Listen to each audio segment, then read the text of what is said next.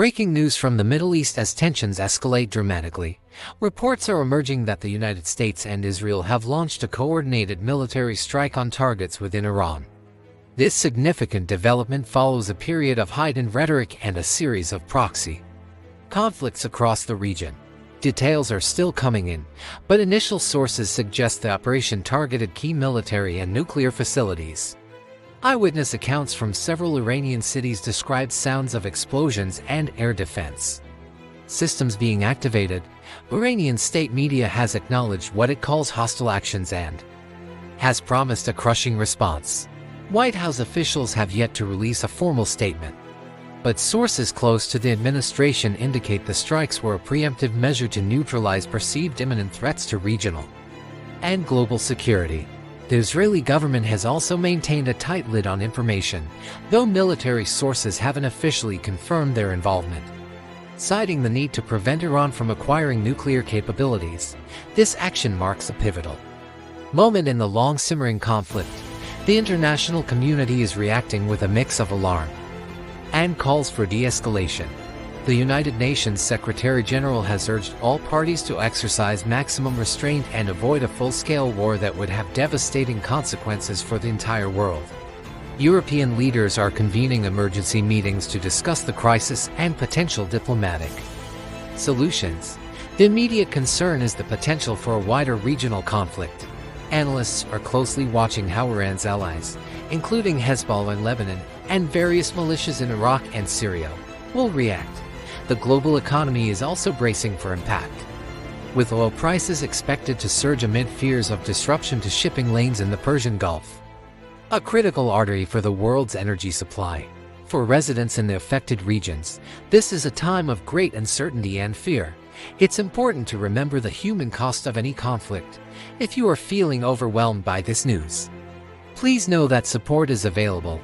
Organizations like the International Red Cross and Doctors Without Borders are on the ground providing aid. For mental health support, reaching out to local crisis hotlines or services like the Crisis Text Line can provide immediate assistance. We will continue to monitor this rapidly evolving situation and bring you updates as they become available. The coming hours and days will be crucial in determining whether this crisis can be contained or if it will spiral into a larger confrontation. Thank you for watching. Stay informed and stay safe. We'll be back with more updates soon. But the single biggest reason for this attack? Iran's nuclear program. Trump made it crystal clear Iran will never be allowed to have a nuclear weapon. Not on his watch. Last June, in what was called Operation Midnight Hammer, the US and Israel struck Iran's nuclear sites Fordo, Natanz, and Isfahan. But Iran didn't stop. They tried to rebuild underground where they hoped to be untouchable. And they started developing long-range missiles that could soon reach Europe and eventually the American homeland. Trump's response: "We are going to destroy their missiles and raise their missile industry to the ground." So what does this operation actually look like on the ground? The USS Abraham Lincoln Carrier Group repositioned from the South China Sea in a journey of over a week setting up for this moment. F-15E fighters, Tomahawk cruise missiles, stealth bombers. This wasn't a warning shot, it was a declaration. Primary targets: Iran's Revolutionary Guard bases, its missile facilities, its naval fleet, and quite possibly, the leadership itself. Trump promised one thing above all: no American boots on the ground. This is an air and sea campaign. Iran didn't stay quiet. Within hours, its Revolutionary Guard launched drones and missiles targeting Israel. All of Israel was ordered into shelters, the whole country frozen in place, waiting for impact. Iran's retaliation didn't stop at Israel. Reports emerged of strikes on American military bases in the Gulf, including Bahrain. Qatar closed its airspace. The entire region went on high alert. And then the Houthis, Iran's proxy in Yemen, announced they were resuming attacks on Red Sea shipping.